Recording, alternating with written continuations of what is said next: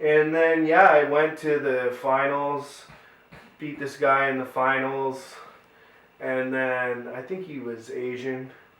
And then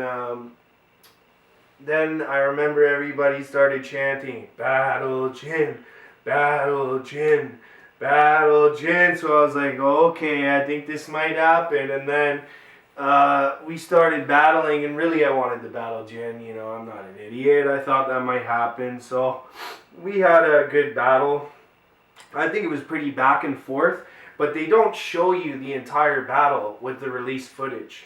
No, they just show you near the end of the battle. Yeah. They don't show you where I'm smoking Jin at the beginning, because I came in with some really hard bars. You know what I mean? And I heard that actually Jin, you said that Jin repeated some bars in the second battle when he went against you or something? I don't know about that. I'd have to go back. It's been too long. But I know the first battle was way more. I was in a bad place in the second battle, and I just wasn't on point. You know, Jin just ate me up. And rightfully so. I was not ready to battle that day. I'd already lost in the first round. And then he said at the end of it, oh, who wants to battle? You know what I mean? And then I stepped up because nobody else with any skill really would. But yeah, I had a couple bars, but he ate me up. But in the first one, I think I was really getting at him. Yeah. And I think I was going to beat him. And he knew that. So anyways, one of the bars I had, I was like, I'm going to beat you, what was it? I'm going to serve you worse than Alias at Scribble Jam. And I was like, you fucking bitch, I can't believe that you won 50 grand. Because he was in this battle past the mic, and it was some, like, weird place, I forget where, but the battle was actually for 50 G's. And he won, right? So, then his line that killed me is he came back and he's like, after this, you'll never be rhyming again. He's like, yeah, I won 50 grand, but you won that divided by 10. And everybody went crazy, you know what I mean?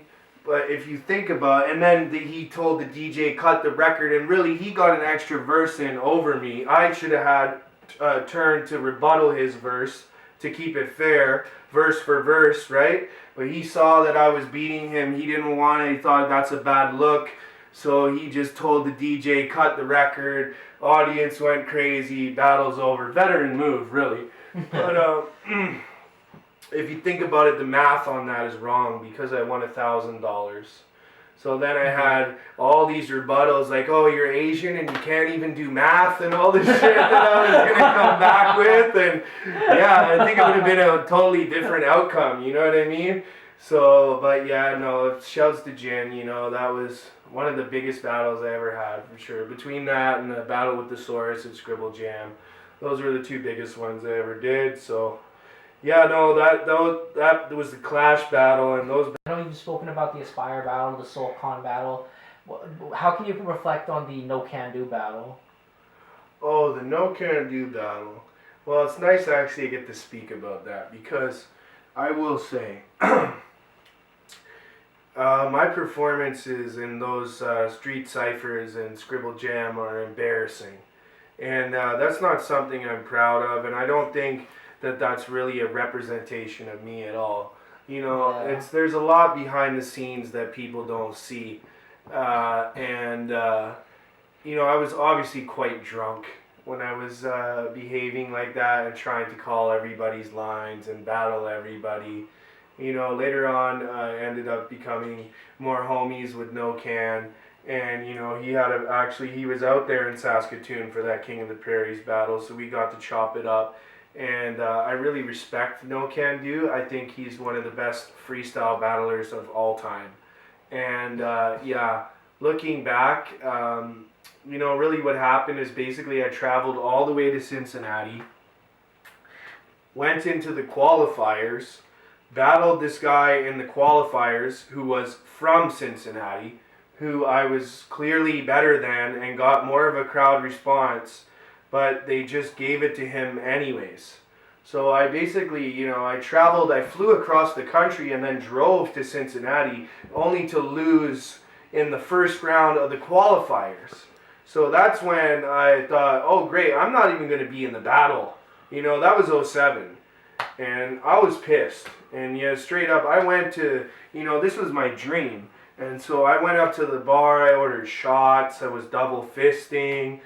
I didn't even know that I was going to get into a cipher or that people were going to be recording it. But in retrospect, would I have ever done that? No, you know, it's something I regret. And really, I was just being a sore sport. And I was just mad that I was not going to make it into the battle. And I was clearly drunk and making a fool of myself. So yeah, out of all the things I've done, that's something that I regret. You know, there's a few things in my career that I regret.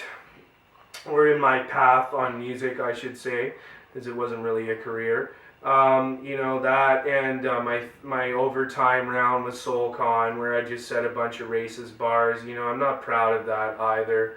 But, you know, I feel like with age, you know, you reflect on all this stuff. So, you know, I understand why I would have a bad rep with some people.